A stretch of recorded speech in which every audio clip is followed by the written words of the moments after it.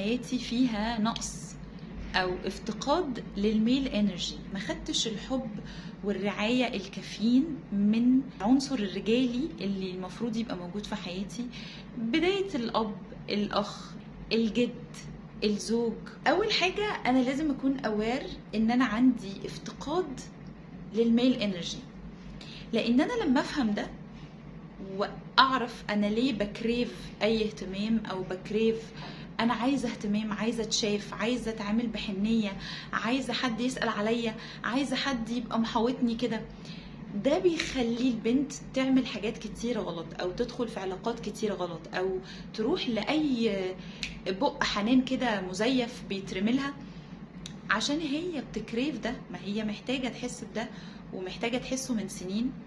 اول حاجة لما بيكون عندي الوعي انا بمر بايه، بيساعدني في حاجات كتير قوي، زي ان انا ابقى فاهمة احتياجاتي دلوقتي، ابقى فاهمة ان انا لما اجي اكريف الحنين او اروح لعلاقة تقلل مني او علاقة مش مناسبة، او هعمل حاجة انا قلبي وعقلي مش راضيين عنها لمجرد شوية متعة او شوية بليجر او شوية حنان مؤقتين او مزيفين، ابقى فاهمة وافرمل نفسي. طيب تاني حاجة ان انا احتسب، انا محتاجة افهم ان ده ابتلاء زي ابتلاءات كتير، زي ما حد يكون مريض بمرض معين، زي ما يكون حد عزيز عليا مات او جراله حاجة، ده ابتلاء.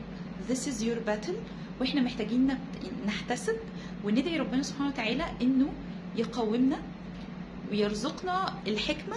اعرفي ان ده ابتلاء ومحتاج صبر، دي اقدار الله، وربنا سبحانه وتعالى بيختبرنا كلنا في حاجات مختلفة. خلينا نعتبر ان ده ابتلائي او ابتلائك، او دي معركتنا اللي احنا محتاجين نتعامل معاه. حاجة كمان تساعد ان احنا نتخطى الموضوع ده او نتعامل معاه بشكل كويس، ان احنا نصبر وندعي. اصبري وادعي ان ربنا يرزقك الاكتفاء، ان ربنا يشبعك حب، يشبعك امتلاء، يشبعك امان، يرزقك السكينة. دوري على السبورت حواليكي، هتلاقي ناس كتير طيبين. مش لازم الاهتمام او المشاعر يجوا من الحتة دي، هتلاقي ناس طيبين حواليكي. فكري في الحاجات الحلوة اللي حواليكي. عشان كده بنقعد نقول نكتب الحاجات اللي احنا ممتنين ليها، نكتب الحاجات الحلوة اللي في حياتنا. ركزي، هتلاقي في حياتك حاجات حلوة. ماشي، انا موافقاكي انك الناحية دي واقعة خالص، والناحية دي زعجاكي، والناحية دي ممكن تبقى كسرالك قلبك، وانا حاسة بيكي. بس لما بنركز في السبورت اللي حوالينا، الشيطان صوته بيقل شويه، لان الشيطان كده كده عايزك تشوفي كل اللي ناقص في حياتك، عشان تبقي طول الوقت غضبانه، وطول الوقت حاسه انك محتاجه، وطول الوقت زعلانه. فركزي في الحاجات الحلوه والحاجات اللي فيها دعم في حياتك، وهتلاقي ان شاء الله كتير. اخر حاجه بقى مهمه قوي قوي قوي في الموضوع ده، وليها مثال كده انا بحب اشبهه بيها. لو انا قلتلك ان انا مش هاكلك لحمه وفراخ لمده سنه، لو حطيت لك بقى الاكل ده بعد سنه، هتحسي بايه؟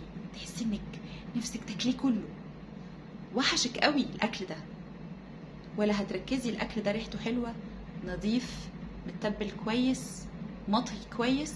مش هتركزي، ما انا بقالي سنه محرومه منه. نفس الموضوع ده بيحصل في العلاقات. اما بتكوني واعيه وفاهمه، بتنتقي علاقاتك كويس قوي، تبقي فاهمه مشاعرك تروح لمين، وامتى تقعدي، وامتى تمشي، وامتى تقولي وامتى تقولي لا. فالزون بتاعت الكريفنج بتاعت المشاعر دي عمرها ما هتجيب لك شخص كويس، وعمرها ما هتجيب لك علاقات كويسه. فاشتغلي على ايه؟ اشتغلي على قيمتك، وحبي نفسك كويس.